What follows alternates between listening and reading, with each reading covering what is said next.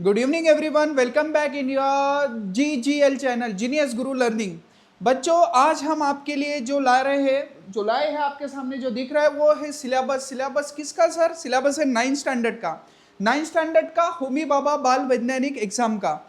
बहुत सारे बच्चे 8th क्लास में अभी नेक्स्ट ईयर मतलब अभी नेक्स्ट मंथ में ही जाने वाले हैं, वो प्रमोट होने वाले हैं 9th क्लास में। और 9th क्लास में सबसे इंपॉर्टेंट पेरेंट्स के लिए और स्टूडेंट के लिए एक ही चीज होती है कि यार सर वो 9th क्लास में मेरा बच्चा जो है ना वो होमी भाभा एग्जाम दे रहा है, राइट?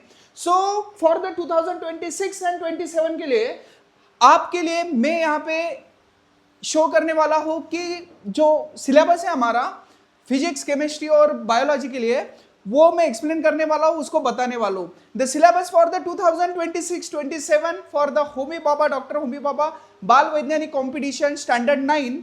यहाँ पे बच्चों जो कंटेंट है, जो एग्जाम होती है 100 MCQ वाली लेवल फर्स्ट की, वो 100 MCQ वाली एग्जाम जो है वो एज यू नो दैट कि 60% सिलेबस जो है वो आपका करंट ईयर मतलब 9th स्टैंडर्ड का जो सिलेबस है उसके बेस पे 60% syllabus nearly 100 out of 60 MCQs आने वाले हैं। ओके, तो 60 MCQs आएंगे। ये जो सिलेबस है इसके ऊपर 20% क्वेश्चन जो है वो 8th स्टैंडर्ड के सिलेबस पे आते हैं, 10% 7th स्टैंडर्ड एंड 10% आपका जनरल नॉलेज, जनरल साइंस पे आते हैं। तो बेसिकली आपका 7th और 8th स्टैंडर्ड तो ऑलरेडी आपने बहुत अच्छे से कर लिया है, कोई बात नहीं किया तो उसका रिवीजन भी होगा हमारे क्लासेस में GGL में। सब बेसिक और कोर कॉन्सेप्ट से लेके हम ईच एंड एवरीथिंग आपको समझाएंगे और 100% रिजल्ट लाएंगे। बच्चों यहाँ पे बात करते हैं हम 60% question from the 9th standard syllabus. यहाँ पे स्टेट बोर्ड और CBSE का NCERT बुक दोनों भी हमारे लिए बहुत बड़े वरदान साबित होने वाले, क्योंकि हमें अगर पढ़ना है 9th स्टैंडर्ड का होमी भाभा, तो हमें पढ़ना है 9th स्टैंडर्ड का सबसे पहले स्टेट बोर्ड का सिलेबस ऑल्सो। ओके, वो भी इंपॉर्टेंट है और सिलेबस नियरली सेम ही है। बाकी पॉइंट क्या है, देखो doctor Homi Bhabha competition DHBBC syllabus for the 9th standard. Okay, यहाँ पे सबसे आसान भाषा में अगर मैं बोलूं तो जो थ्योरेटिकल पोर्शन है 9th स्टैंडर्ड का 100 MCQ वाला, उसमें 60% from the 9th standard syllabus होता है जो मैंने अभी बोला है। ये जो 20% है, ये 20% सिलेबस जो आता है आपका बच्चों, ये आता है आपका 8th स्टैंडर्ड से जो आपने ऑलरेडी कवर किया है। तो 8th स्टैंडर्ड का 20% आया, तो 60 यहाँ पे 60% का मतलब ही है कि आपने 60 MCQ यहाँ पे कवर कर लिए होमी भाभा के, जो कि बहुत काफी है आपको होमी भाभा में फर्स्ट लेवल को क्रैक करने के लिए। सेकंड जो है ये 20% सिलेबस 8th स्टैंडर्ड का, ये तो आपका हो गया। नहीं हुआ तो कोई बात नहीं, जैसे कि मैंने अभी बोला कि हम ये भी कवर कर लेंगे बच्चों, कोई बात नहीं है। 10% सिलेबस जो है वो है 7th स्टैंडर्ड का, बहुत इजी सिलेबस है हमारा। Okay, conservation of plants and animal reaching the age of adolescence, ऐसे फ्यू चैप्टर है जिसमें जो पूरी थ्योरेटिकल चीजें हैं वो क्लियर कर दूंगा। ओके, आगे है 10% सिलेबस जो जीके, जनरल नॉलेज, करंट जो साइंस के अफेयर है, current affair in a science, specially science का जनरल जो नॉलेज है वो आएगा। रिसेंटली क्या हुआ है, प्रेजेंटली क्या रिसर्च हुई है, क्या नया कंटेंट आया है, तो वो सब चीजें इसमें यहाँ पे आएगी। बात करते हैं आगे की। अपार्ट फ्रॉम इट बच्चों, यहाँ पे आपके सामने जो सिलेबस हमने डिस्कस किया, देखो यहाँ पे 3, ऑब्वियसली हम जब 9th स्टैंडर्ड में जाते हैं तो there is a 3 category. We divided the whole science book in the 3 category or 3 subject. First is a physics, second is a chemistry and third one is a biology. अब ये तीनों का combination मिला के आप इसको बोलते हो साइंस, लेकिन साइंस के कोर सब्जेक्ट है आपके फिजिक्स, केमिस्ट्री एंड बायो। और आपको पता ही होगा कि इसमें केमिस्ट्री, बायोलॉजी, सर बायो अगर अच्छा पढ़ा जाए तो फ्यूचर में नीट के लिए भी अच्छे से प्रिपरेशन होती है। लेकिन ये जो फिजिक्स है, ये फिजिक्स और केमिस्ट्री, इनमें दिक्कत आती है बच्चों को, क्योंकि बायोलॉजी मैक्सिमम डायग्रामेटिकली होता है, थ्योरेटिकल होता है। ओके, बच्चे इजीली समझ जाते हैं। What about the physics numerical, physics problems, physics के थ्योरी, फिजिक्स के कंसेप्ट जो याद करना है ना, वो थोड़ा सा दिक्कत का काम है भाई, वो भी आसान कर देंगे, डोंट वरी। यहाँ पे बात हो रही है केमिस्ट्री की, तो केमिस्ट्री में टोटल 4 चैप्टर है, फिजिक्स में हमने 8 चैप्टर लिखे यहाँ पे।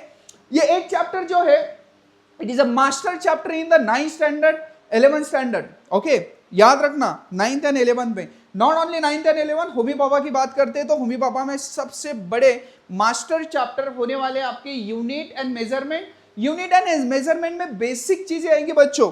ओके, कन्वर्शन फैक्टर आएगा, kilometre to metre, metre to centimetre, centimetre to millimetre, millimetre to micrometre, micrometre to nanometre, nanometre to picometre. हम जाएंगे, बोलेंगे इसकी सिंपल ट्रिक है याद रखने की। तो कन्वर्शन फैक्टर आएंगे, बहुत इजी इजी कन्वर्शन होगा। Unit, SI unit, derive unit. Okay, derive unit कौन से टाइप के हैं? SI unit, CGS unit, MKS unit, FPS unit. ये एफपीएस क्या है, ये सीजीएस क्या है, ये एमकेएस क्या है, ये एसआई क्या है, ये सब चीजें हम यहाँ पे देखेंगे यूनिट एंड मेजरमेंट में। बच्चों यहाँ पे सेकंड चैप्टर जो है, अच्छा ये चैप्टर बहुत इंपॉर्टेंट है, it is the basic foundation chapter. ये पूरे 9 से लेकर 12 तक का सबसे बेस्ट फाउंडेशन अगर कोई चैप्टर होगा तो वो है यूनिट एंड मेजरमेंट। बच्चों नेक्स्ट है मोशन चैप्टर। मोशन चैप्टर में यू नो दैट मोशन नाम ही है, मोशन कोई चीज गति में है, मोशन में है, चल रही है। ओके, तो उसमें आने वाले लॉज, उसमें आने वाले क्वांटिटीज, फिजिकल क्वांटिटीज, मतलब जिसको हम मेजर करते हैं मतलब anything that can be measurable, वो हम फिजिकल क्वांटिटी बोलते हैं, वो सब मोशन में आएगा। मोशन में लॉज ऑफ मोशन आएंगे। ओके, न्यूटन के लॉज आएंगे, लॉ ऑफ इनर्शिया आएगा, लॉ ऑफ मोमेंटम आएगा, एक्शन रिएक्शन लॉ आएगा। ओके, ये सब आएगा हमारा मोशन में। फिर आता है हमारा forces and laws of motion की अगर बात करें तो there is a yes 8th standard में आपने पढ़ा है कॉन्टैक्ट और नॉन कॉन्टैक्ट फोर्स तक। Okay, friction force and all, gravitational force. यहाँ पे फोर्सेस मतलब बेसिक कोर डेफिनेशन क्या है, फोर्सेस को मेजर कैसे किया जाता है, मैग्नीट्यूड को कैलकुलेट कैसे किया जाता है फॉर्मूला से और वैल्यू से, वो सब चीजें हम पढ़ेंगे forces and laws of motion में। यहाँ पे भी मोशन, लॉज ऑफ मोशन है। लेट्स सी क्या होता है, बहुत इजी चैप्टर है अगर आप ध्यान दोगे और अच्छे से पढ़ोगे तो। ग्रेविटेशन है ना, gravitation the basic one of the most important chapter, सबसे ज्यादा अच्छे और इंटरेस्टिंग न्यूमेरिकल। यहाँ पे चांद पे ग्रेविटी कितनी है और चांद पे क्यों इतनी ग्रेविटी है ना। वहां पे अगर मैंने एक स्टेप यहाँ पे रखी और यहाँ से अगर मुझे अगली स्टेप रखना है और थोड़ा सा भी अगर मैंने पुश किया चांद के सरफेस को, तो मेरी यहाँ से जंप बहुत आगे जाएगी 2-3 मीटर, है ना। हमारे अर्थ जैसे नहीं चल सकते हम वहां पे। क्यों ऐसे होता है सर? ग्रेविटी बहुत कम है, कितनी है? 1/6 है सर अर्थ के। तो वो 1/6 की क्यों है? उसके बेसिक पे कितने, उसके बेसिक पे अगर जाओगे तो बेसिक से लेके हमारे अर्थ तक जो ग्रेविटी का डिफरेंस है, उसका रेशियो, उसका डिफरेंस, उसके numerical, everything we will discuss in यहाँ पे ग्रेविटेशन में। ठीक है बच्चों। मास क्या होता है, मास क्या होता है, वेट क्या होता है, बच्चों को तो इतना भी डिफरेंस नहीं पता है अभी तक कि मास का ऐसा यूनिट क्या है और फोर्स का ऐसा यूनिट क्या है। आपका जो वेट है उसका ऐसा यूनिट क्या है, तो आपका जो ऐसा यूनिट है वेट का वो और मास का ऐसा यूनिट, इसमें कंफ्यूजन हो रहा है बच्चों का, टिल 9th स्टैंडर्ड में आ रहे हैं। तो फिजिक्स को इजी लैंग्वेज में पढ़ेंगे हम। वर्क और एनर्जी की बात करते हैं। वर्क एंड एनर्जी, यहाँ पे एक और पॉइंट है कि वर्क तो पता है, हम काम करते हैं तो वर्क होता है। वर्क क्या होता है? फोर्स इंटू डिस्प्लेसमेंट होता है। फोर्स एफएस कॉस थीटा होता है। कॉस थीटा की वैल्यूज आएंगी, उसके बेस पे अलग अलग प्रॉब्लम्स आएंगे बच्चों। एनर्जी की बात करेंगे तो energy, there is a several types of energy, बहुत एनर्जी के टाइप है। लेकिन हमारी इलेक्ट्रिकल एनर्जी स्पेशली जो हम घर में यूज करते हैं उसके बारे में भी थोड़ा सा लर्न करेंगे। एक्स्ट्रा एनर्जी तो है, पोटेंशियल एनर्जी है, काइनेटिक एनर्जी है, इलेक्ट्रिकल एनर्जी है ना। हम बोलते हैं कि सर मैकेनिकल एनर्जी है, mechanical energy combination of kinetic plus potential energy है, न्यूक्लियर एनर्जी है। बहुत सारे एनर्जी के तो डिफरेंट फॉर्म है और एनर्जी तो कन्वर्ट होती है। Law of conservation of energy, energy neither be created nor be destroyed, ये सिर्फ एक फॉर्म से अनदर फॉर्म में कन्वर्ट होती है। तो एनर्जी के बारे में पढ़ेंगे। और एक और चीज यहाँ पे आज सबसे इंपॉर्टेंट आता है पावर। ओके, तो एक्चुअली चैप्टर इसका नाम है वर्क एंड एनर्जी, लेकिन इसके साथ ही हम पावर पढ़ने वाले हैं। फिर आता है हमारा साउंड। ओके, साउंड के बारे में कोर नॉलेज हम इस बारे में बात करेंगे चैप्टर में कि साउंड बेसिकली कैसे प्रोड्यूस होता है, इससे how to produce the sound, repel क्या होते हैं, साउंड एनर्जी क्या होती है, वेवलेंथ क्या होती है, वेवलेंथ, फ्रीक्वेंसी, टाइम पीरियड, है ना। There is a several variable, several quantities, जिसके बारे में यहाँ पे इंट्रोडक्शन होगा साउंड चैप्टर में। साउंड एक बेसिक बहुत अच्छा चैप्टर है बच्चों। यहाँ पे आपको हर वो चीज का नॉलेज मिलेगा जिसको आप सेंस कर सकते हो बाय हियरिंग से, मतलब सुनने से जो भी सेंस होता है वो सब चीजों का नॉलेज यहाँ पे मिलता है साउंड चैप्टर में। ओके, सोनार टेक्निक से लेके आपका एक्सरे, सोनोग्राफी हो गया, स्टेथोस्कोप हो गया, उसमें कौन सा ऐसा प्रिंसिपल है जो यूज होता है, स्टेथोस्कोप कौन से प्रिंसिपल पे चलता है, जहाज में कैसे पता चलता है कि बॉटम ऑफ द सी कितना कितना डीप में है, एवरीथिंग साउंड चैप्टर में होगा। ओके यहाँ पे इलेक्ट्रिसिटी की अगर बात करें तो ये वही इलेक्ट्रिसिटी है जो ग्रीन फॉर्म ऑफ एनर्जी है, ग्रीन एनर्जी का फॉर्म है एनर्जी इलेक्ट्रिसिटी जिसको हम कंट्रोल कर सकते हैं। So the green and controllable form of the energy, that's why we are using the current electricity at the home. और इसको पढ़ना भी बहुत इंटरेस्टिंग होगा क्योंकि यहाँ पे बेंजामिन फ्रैंकलिन से लेके हम निकोलस टेस्ला तक थोड़ी सी अच्छी अच्छी स्टोरी भी लर्न करेंगे, स्टोरी की बात करेंगे और स्टोरी की बात करते करते हम इलेक्ट्रिसिटी करंट, अल्टरनेटिव करंट जो घर में यूज होता है 50 हर्ट्ज का, और जो डायरेक्ट करंट है जिसको फ्रीक्वेंसी नहीं होती, जीरो होती है, उसकी भी बात करेंगे। बच्चों यहाँ पे लाइट की बात आती है, लाइट में रिफ्लेक्शन और रिफ्रैक्शन है ना। आप जिस कैमरे से सेल्फी लेते हो वो लेंसेज से लेके आप मॉर्निंग में जहां पे देखते हो प्लेन मिरर तक, वो everything we will learn in a light. So basically ये है फिजिक्स का। बात करते हैं केमिस्ट्री की। केमिस्ट्री तो उससे भी इंटरेस्टिंग सब्जेक्ट है ना। कैसे है? क्योंकि यहाँ पे आते हैं केमिकल और उससे होने वाली रिएक्शन। रिएक्शन जब होती है तो कुछ ना कुछ निकलता है सर। क्या निकलता है? क्या निकलता है? अरे कुछ ना कुछ मतलब गैसेस निकलती है, टेम्परेचर बढ़ता है ना, कलर चेंज होता है, स्मेल आती है, टेस्ट अलग आती है। दही की टेस्ट सर, मम्मी ने रात को दूध में थोड़ा सा कर्ड मिला दिया, मॉर्निंग में पूरा कर्ड बन गया, चेंज हो गया टेस्ट सर, केमिकल रिएक्शन हुई। तो केमिकल रिएक्शन में हमारी केमिस्ट्री आती है और केमिस्ट्री का ही एक पार्ट है हमारा यहाँ पे 9th स्टैंडर्ड में मैटर इन आवर सराउंडिंग। जब भी बात होती है बच्चों मैटर इन आवर सराउंडिंग की, तो नाम में है कि जो भी मैटर है, मैटर क्या है? Anything that has a mass and exist in a nature that having the mass and occupy the space। एक ऐसी चीज जो ऑक्यूपाई करती है स्पेस को, है ना, जिसको मास है, वो क्या है? वो मैटर है। मैटर कौन कौन से स्टेट ऑफ फॉर्म में है? कौन से फॉर्म में है सर? सॉलिड है, लिक्विड है, गैसेस है, प्लाज्मा है, बोस आइंस्टाइन कंडेंसेशन है ना। हमने हिंदी में पढ़ा था, हमारे बड़े बड़े जो वैदिक बुक्स है उसमें भी पढ़ा है सर कि पंचतत्व होते हैं। वो पंचतत्व क्या है? वो स्टेट ऑफ मैटर है। तो मैटर इन आवर सराउंडिंग को हमें लर्न करना है। यहाँ पे बहुत यहाँ पे सिंपल चीजें आएगी। Matter in our surrounding, homogeneous heterogeneous mixture आएगा। Okay, is matter around us pure? क्या हमारे आजू बाजू में जो मैटर है वो प्योर है क्या? प्योर है तो कौन से टाइप में है? क्या होमोजेनियस है या हेटेरोजेनियस है? होमो का मतलब सेम, एक मिक्स होना, जैसे कि नींबू शरबत आप अलग नहीं कर सकते सर, होमोजेनियस है। Heterogeneous sand plus water sir अलग कर सकते हैं। ओके, ऐसे सिंपल चीजें आएंगी बच्चों। इसको अगर कॉन्सेंट्रेशन से पढ़ा जाए तो ये एग्जाम चिल्लर है। Okay Homi Baba, atoms and molecules के बारे में अगर बात करें तो यहाँ पे बेसिक स्ट्रक्चर आएगा हमारा एटम्स का। सर एटम किससे बनता है? वो एटम नहीं, ये एटम। हाँ, एटम्स किससे बनता है सर? 3 सब एटॉमिक पार्टिकल होते हैं। सेंटर में होता है न्यूट्रॉन और प्रोटॉन, और बाहर घूमते रहते चक्कर कौन लगाता है? इलेक्ट्रॉन। सो सबसे पहला एटॉमिक मॉडल किसने बनाया? हम ये सब एटॉमिक मॉडल हम बोहर, नील बोर से, मतलब हम जे थॉमसन, नील बोर हो गई, इन्होंने अपना बहुत अच्छा योगदान दिया है एटम को स्टडी करने के लिए। प्लम पुडिंग मॉडल हो गया, है ना।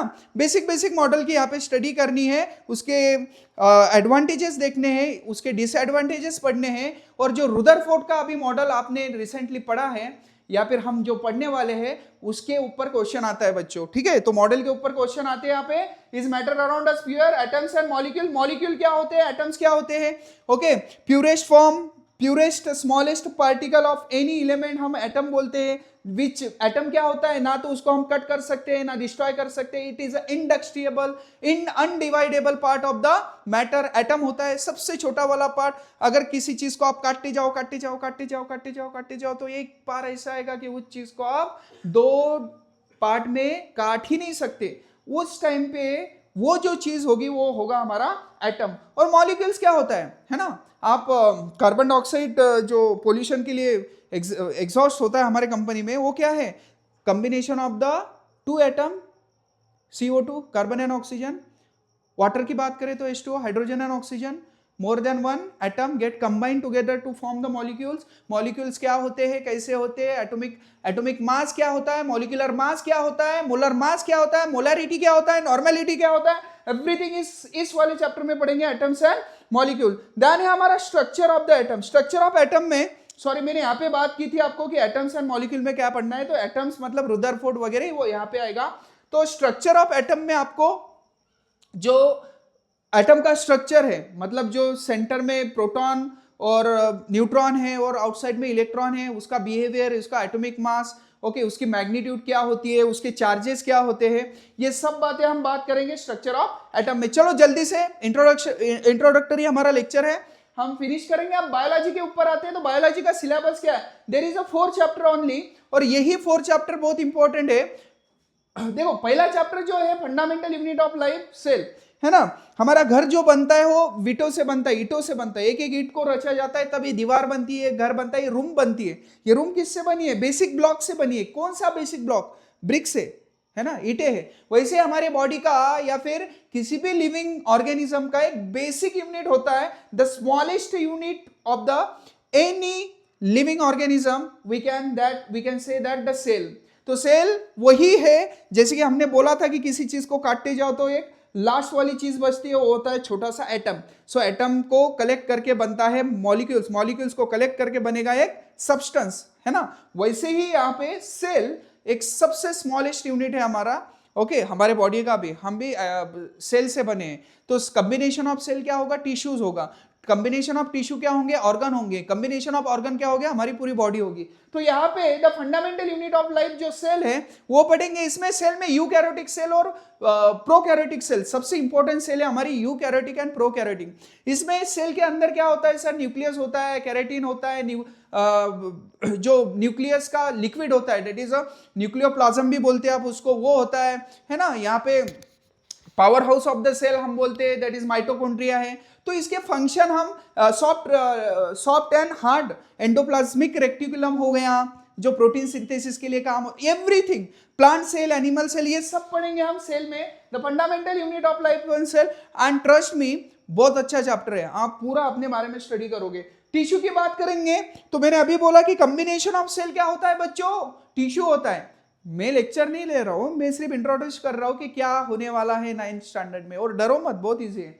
तो tissues, it is a combination of cell. कौन कौन से टिश्यूज है? अगर प्लांट की बात करें तो पैरेन्काइमा, क्लोरेन्काइमा, स्केलेन्काइमा। सर क्या बोल रहे हो, ये क्या है भाई? इसकी उसकी, आई मीन टू से कि बहुत इजी है, डोंट वरी, हम पढ़ेंगे। आगे की बात करते हैं हेल्थ एंड डिसीज। हमारी हेल्थ उतनी इंपॉर्टेंट है, और हमारी हेल्थ जितनी इंपॉर्टेंट है, क्योंकि बोलते हैं कि हेल्थ इज अ वेल्थ, है ना, तो उसके साथ ही ये डिसीज उतने ही खतरनाक होते हैं हमारे लिए, है ना। कोई इन्फेक्शन आ गया तो हम बोलते कि वो बच्चा बहुत सेंसिटिव है, बहुत जल्दी बीमार होता है। कोई अलग अलग डिसीज है, जैसे कि रिसेंटली कोविड-19 आ गया था हमारा, उसका मीनिंग क्या है ना, HIV क्या है? HIV ह्यूमन में पाया जाने वाला सबसे खतरनाक जो डिसीज है, उसके बेसिक सेल क्या होती है उस वो वायरस की, क्या उसमें कौन सा कैरोटीन मटेरियल होता है, एंड ऑल एवरीथिंग हम इसके बारे में बात करेंगे। इसमें कम्युनिकेबल, नॉन कम्युनिकेबल डिसीज आएगा, इन्फेक्शियस, नॉन इन्फेक्शियस डिसीज आएगा, बैक्टीरिया वायरस से होने वाले डिसीज आएंगे, फंगस से होने वाले डिसीज आएंगे। तो अलग अलग डिसीज हम हेल्थ एंड डिसीज में पढ़ने वाले हैं। तो आपकी हेल्थ इंपॉर्टेंट है, लेकिन दुश्मन को मत भूलो, डिसीज भी उतने ही इंपॉर्टेंट है। इसके ऊपर मैक्सिमम क्वेश्चन आते हैं बच्चों। और लास्ट में जो है, आप अच्छा फूड लोगे और फूड प्रोडक्शन जो है सीखोगे, तो ऑब्वियसली बहुत अच्छी बात है हमारे कंट्री के लिए। फूड प्रोड्यूस कौन करता है? आप करते हो, हम करते नहीं सर, वो फार्मर करते। सबसे पहले फूड प्रोड्यूस करता है प्लांट, एटोट्रोपी से। एटोट्रोपिक फोटोसिंथेसिस की जो रिएक्शन होती है वो ग्रीन प्लांट में होती है, क्लोरोफिल की वजह से, in the presence of sunlight and carbon dioxide. So बच्चों, ये जो है 8 chapter from the physics, 4 chapter from chemistry and 4 chapter from the biology. It is the first priority in the 9th standard जो आपको complete करने हैं। इसको करा डाला तो 9th क्लास जिंगा लाला, मतलब 9th क्लास में अगर जितना है आपको होमी बाबा को क्रैक करना है तो 60 मार्क्स आपको यही से आएंगे। और 60 मार्क्स आपको मैं बता दूं, आपको एक बात बता दूं, इस 2026 का कट ऑफ जो लगा है, आई थिंक सो 55 मार्क्स है, 55 मार्क्स है, कट ऑफ 55 है। आप अगर 60 MCQ सॉल्व करोगे तो 100 टोटल MCQs होते हैं। तो 100 में अगर 60 MCQs आपने सॉल्व किए, चलो मान लेते हैं कि नेक्स्ट ईयर कट ऑफ 58 आएगा या फिर 60 आएगा, चलो मानते हैं राउंड फिगर 60 आया, तो भाई 9th स्टैंडर्ड का पूरा सिलेबस तो आपको पता ही है। अगर इतना कर लिया तो आपने तो होमी बाबा फर्स्ट लेवल वैसे भी पार करके जाना है। 30 मार्क्स का प्रैक्टिकल लेवल होता है, लेवल सेकंड, ओके। प्रैक्टिकल इसके साथ ही हम ट्राई करेंगे कि आपको आपको वैसे भी हम बताने वाले हैं सब प्रैक्टिकल, लेकिन ट्राई करेंगे कि परफॉर्म किया जाए आपके सामने और आपको बताया जाए कैसे है। तो ओके, तो everything in front of you. So ये था हमारा फिजिक्स, केमिस्ट्री और बायोलॉजी का सिलेबस, जो डॉक्टर होमी भाभा बाल वैज्ञानिक जो एग्जाम होती है उस कंपटीशन के लिए बहुत इंपॉर्टेंट है। याद रखना बच्चों, यहाँ पे महाराष्ट्र स्टेट बोर्ड साइंस के बुक एनसीईआरटी के 9th स्टैंडर्ड, प्रायोरिटी क्या है, तो प्रायोरिटी होती है ऑलवेज स्टेट बोर्ड की book. 9th standard state board के जो बुक्स है वो फर्स्ट प्रायोरिटी है। ऐसा नहीं है कि एनसीईआरटी नहीं है, एनसीईआरटी भी प्रायोरिटी है, लेकिन सेकंड प्रायोरिटी में बोलता हूँ एनसीईआरटी, सीबीएसई का एनसीईआरटी 9th स्टैंडर्ड का बुक है। ओके, तो इन दोनों बुक में जो भी हमारा सिलेबस है वो इससे ही रिलेटेड है। तो ये सब सिलेबस 9th स्टेट बोर्ड और 9th सीबीएसई का कंबाइन करके हम आपके सामने लेक्चर लाने वाले हैं। इसके नोट्स, हैंड रिटन नोट्स, इसकी proper understanding, extra question solving, previous year question paper and everything जो नेसेसरी है, जो मस्ट है आपको एग्जाम को क्रैक करने के लिए, वो आपके सामने हम लाएंगे। Thank you so much, thank you from the team of GGL, that is a genius Guru learning. Thank you बच्चों।